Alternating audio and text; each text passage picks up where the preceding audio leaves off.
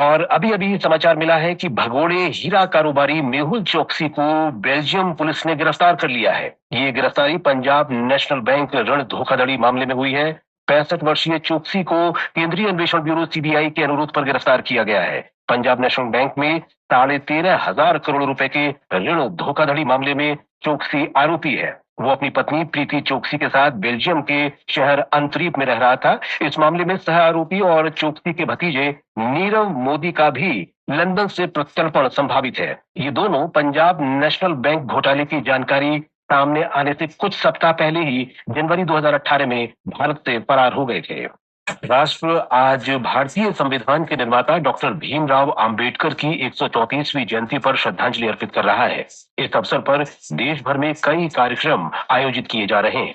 राष्ट्रपति द्रौपदी मुर्मू, उपराष्ट्रपति जगदीप धनखड़, प्रधानमंत्री नरेंद्र मोदी और लोकसभा अध्यक्ष ओम बिरला सहित कई केंद्रीय मंत्री, सांसद और अन्य गणमान्य लोग आज संसद परिसर में बाबा साहब की प्रतिमा पर पुष्पांजलि अर्पित करेंगे। डॉक्टर भीमराव अंबेडकर स्वतंत्र भारत के पहले विधि और न्याय मंत्री थे। उन्हें वर्ष 1990 में मरणोपरांत भारत के सर्वोच्च नागरिक सम्मान भारत रत्न से सम्मानित किया गया था। अंबेडकर जयंती के अवसर पर राष्ट्रपति द्रौपदी मुर्मू ने देशवासियों को बधाई दी है। अपने संदेश में उन्होंने कहा कि बाबा साहब ने कई कठिनाइयों के बावजूद एक अलग पहचान बनाई और पूरी दुनिया में सम्मान अर्जित किया। उन्होंने कहा कि वे अद्भुत योग्यता वाले और बहुमुखी व्यक्तित्व के धनी थे। राष्ट्रपति ने कहा कि बाबा साहब महिलाओं और वंचित वर्गों के आर्थिक और सामाजिक अधिकारों के प्रबल समर्थक थे। अम्बेडकर जयंती के अवसर पर आज प्रधानमंत्री नरेंद्र मोदी हरियाणा के हिसार में अयोध्या और हिसार के बीच वाणिज्यिक उड़ान का शुभारंभ करेंगे।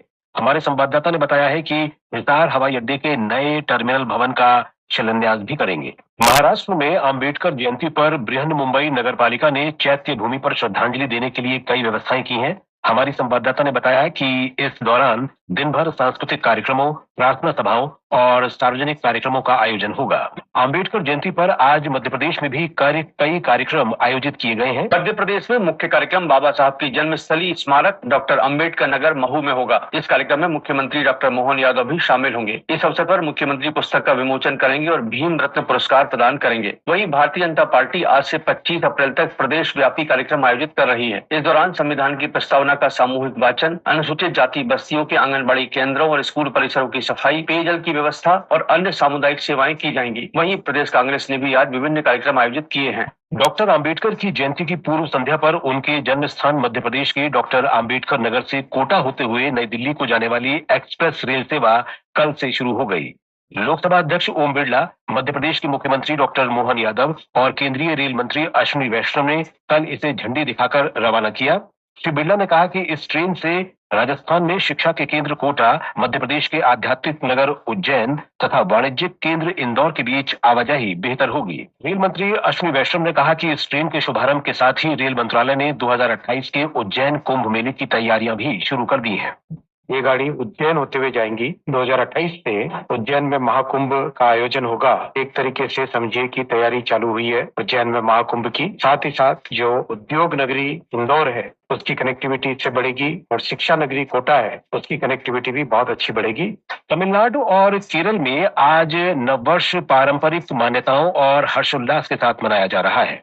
तमिलनाडु और केरल में आज अपना पारंपरिक नववर्ष मनाया जा रहा है। केरल में इस दिन को फसल और समृद्धि के त्योहार विशु के रूप में मनाया जाता है और भगवान कृष्ण की पूजा की जाती है। इस दिन की शुरुआत विशुकनी से होती है। गुरुवायूर, श्री पद्मनाभ स्वामी मंदिर, सबरीमाला आदि जैसे प्रमुख मंदिरों में आज विशुकनी और विशेष अनुष्ठान आयोजित किए जा रहे हैं। वहीं दुनिया भर में तमिल मूल के लोग आज नववर्ष पुथांडु मना रहे हैं। तमिल महा चित्राई के पहले दिन को पुथांडु कहा जाता है। इस अवसर पर लोग अपने परिवार के साथ उत्सव मनाते हैं। और अभी अभी समाचार मिला है कि भगोड़े हीरा कारोबारी मेहुल चोकसी को बेल्जियम पुलिस ने गिरफ्तार कर लिया है। ये गिरफ्तारी पंजाब नेशनल बैंक ऋण धोखाधड़ी मामले में हुई है। 65 वर्षीय चोकसी को केंद्रीय अन्वेषण ब्यूरो सीबीआई के अनुरोध पर गिरफ्तार किया गया है। पंजाब नेशनल बैंक में 13,500 करोड़ रुपए के ऋण धोखाधड़ी मामले में चोकसी आरोपी है। वो अपनी पत्नी प्रीति चोकसी के साथ बेल्जियम के शहर अंतरीप में रह रहा था। इस मामले में सह आरोपी और चोकसी के भतीजे नीरव मोदी का भी लंदन से प्रत्यर्पण संभावित है। ये दोनों पंजाब नेशनल बैंक घोटाले की जानकारी सामने आने से कुछ सप्ताह पहले ही जनवरी 2018 में भारत से फरार हो गए थे। पश्चिम बंगाल में वक्फ संशोधन अधिनियम को लेकर हिंसक विरोध प्रदर्शन से जुड़े मामले में 12 और लोगों को गिरफ्तार किया गया है। इस मामले में अब तक 150 लोगों की गिरफ्तारी हो चुकी है। स्थानीय प्रशासन ने हिंसा प्रभावित परिवारों के लिए रहने और खाने की व्यवस्था की है। तेलंगाना सरकार भूमि सुरक्षा को मजबूत करने और भू अभिलेखों में पारदर्शिता लाने के लिए आज आम्बेडकर जयंती पर भू भारती अधिनियम और भू भारती भूमि पोर्टल का शुभारंभ कर रही है। मुख्यमंत्री रेवंत रेड्डी इसकी शुरुआत करेंगे। राजस्व सतर्कता निदेशालय ने मिजोरम के बाहरी इलाके में 52 किलो से अधिक नशीले पदार्थ जब्त किए। इनकी कीमत 52 करोड़ रुपए से अधिक है। इस सिलसिले में शामिल 2 लोगों को गिरफ्तार किया गया है। भारत के दवा निर्माण और चिकित्सा उपकरण क्षेत्र में अप्रैल से दिसंबर 2024 तक 11,888 करोड़ रुपए का विदेशी निवेश हुआ है। इसके अलावा 2024-25 के दौरान 7,246 करोड़ रुपए से अधिक के 13 विदेशी निवेश प्रस्तावों को स्वीकृति दी गई। इससे कुल विदेशी निवेश 19,134 करोड़ रुपए से अधिक हो गया है। और अब अंतर्राष्ट्रीय खबरें। अमेरिका स्मार्टफोन, कंप्यूटर, सेमीकंडक्टर और अन्य पुर्जों के आयात पर अलग अलग शुल्क लगाएगा। अमेरिका के वाणिज्य मंत्री हॉवर्ड लुटिक ने कल कहा कि शुल्क का निर्धारण अगले 2 महीने में किया जाएगा। श्री लुटिक ने कहा कि इन वस्तुओं के दक्षिण एशियाई देशों से आयात पर निर्भर रहने की बजाय अमेरिका में चिप्स और फ्लैट पैनल टेलीविजन बनाने की आवश्यकता है। अमेरिका अगले 2 महीने में औषधि उत्पादों पर भी शुल्क में वृद्धि करेगा। इनमें चीन से आयात किए जाने वाले उत्पाद खास तौर पर शामिल होंगे। सूडान के शहर एल फशर के पास अस्थायी शिविरों पर अर्धसैनिक बलों के हमलों में 200 से अधिक लोगों की मौत हो गई है। एल फशर सूडान की सेना के नियंत्रण वाला एक प्रमुख शहर है।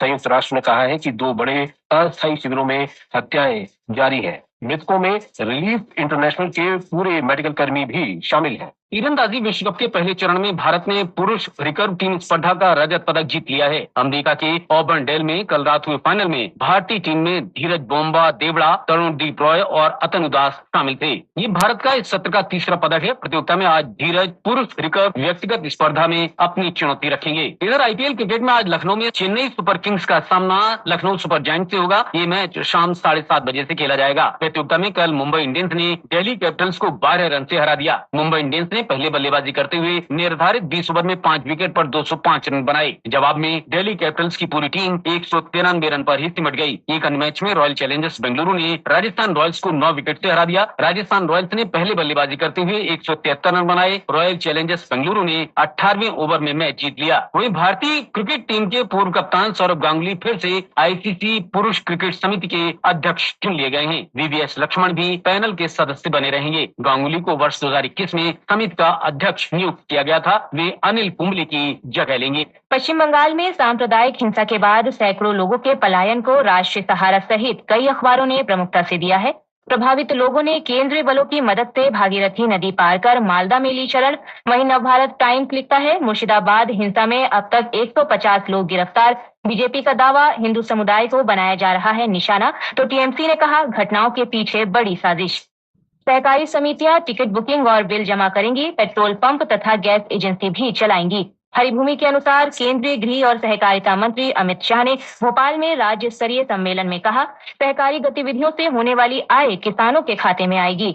अब लेजर हथियार से तबाह होंगे ड्रोन। रक्षा अनुसंधान और विकास संगठन डीआरडीओ ने बनाया स्वदेशी हथियार। अमेरिका और रूस जैसे देशों के क्लब में शामिल हुआ भारत। राजस्थान पत्रिका के अनुसार laser directed energy weapon system duke कई तरह के ड्रोन, जासूसी उपकरण और प्रोजेक्टाइल को पलक झपकते ही मार गिराएगा।